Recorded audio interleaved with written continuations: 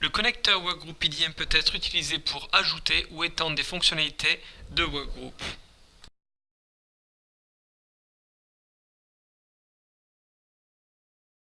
L'un des principaux outils apportés par ce connecteur est la recherche de Custom Tools, qui vous permettra de rechercher des fichiers SolidWorks en fonction de leur valeur de propriété. Donc ce volet de propriété est entièrement personnalisable et recherche des références dans la base de données Custom Tools. On peut voir par exemple ici que nous avons le propriétaire. On peut rechercher des documents en fonction de leur type. Par exemple, je souhaite afficher les assemblages. Donc ici nous avons le propriétaire qui provient directement de Workgroup. On peut aussi rechercher des fichiers en fonction du projet ou combiner des valeurs de propriété. Par exemple, si je souhaite afficher, rechercher le conveyor.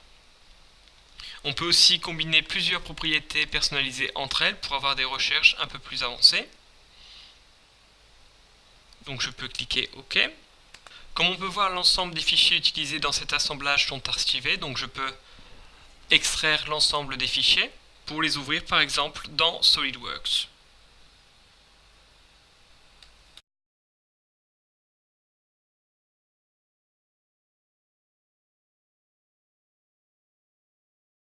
Un autre outil qui peut être utile à l'utilisateur Workgroup PDM est la fonction utiliser dans.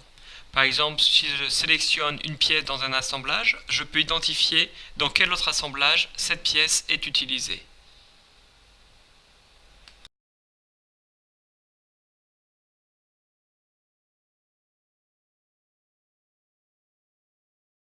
Custom Tools pourra aussi être utilisé pour imprimer ou convertir vos documents SolidWorks par lot.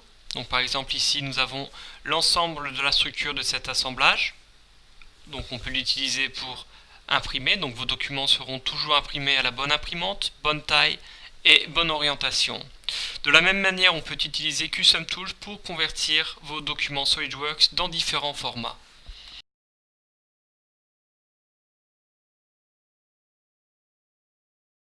Custom Tools pourra être utilisé pour gérer les propriétés personnalisées de vos documents. Donc par exemple, si je sélectionne cette pièce, on peut accéder aux propriétés définies pour cette pièce.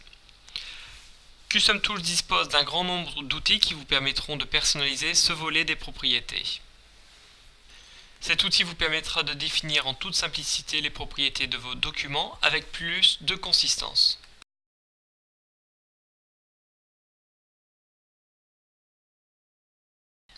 Custom Tools pourra être utilisé pour copier et renommer vos assemblages SolidWorks. Donc vous pourrez modifier les propriétés des documents à copier. Vous pouvez aussi utiliser les projets Custom Tools pour charger des propriétés par défaut et des dossiers de destination où les fichiers copiés seront stockés. Vous pouvez exclure les fichiers de la bibliothèque de conception et mettre à jour vos mises en plan.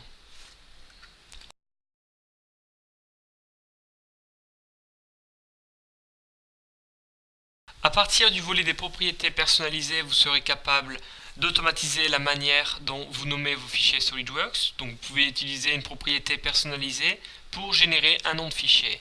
Par exemple ici, j'associe un numéro de projet à une séquence. Les séquences sont partagées entre les différents utilisateurs Custom Tools. À partir des propriétés des modèles 3D, vous serez capable de générer un nom pour vos mises en plan. Par exemple, pour associer le nom de la configuration au nom du fichier.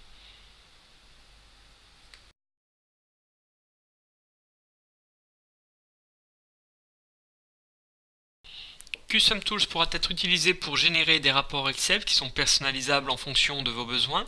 Donc on peut les personnaliser avec des propriétés de SolidWorks, des propriétés de Custom Tools. Donc ici nous avons le rapport Excel, donc en gris nous avons les assemblages et en blanc les pièces. Donc nous pouvons voir aussi qu'un aperçu de la pièce peut être inséré dans ce rapport Excel.